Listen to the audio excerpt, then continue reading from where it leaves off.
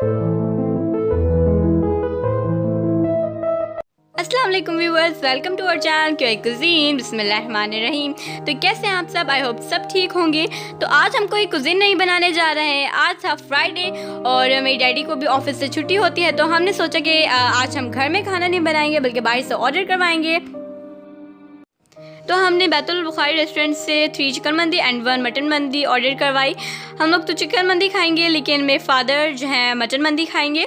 तो उसके साथ ही उन लोगों ने योगर्ट भी दे दिए हैं और विनेगर रेड चिली चटनी भी। ये बहुत ही टेस्टी मंदी थी। मेरी सिस्टर से भी इसको बहुत लाइक किया और मेरे पैरेंट्स ही अच्छी लगी। वरना तो हम घर में टेस्टी कुजीन्स बनाते ही रहते हैं, जैसे आप क्यूआई कुजीन के चैनल में देख सकते हैं और वीडियोस।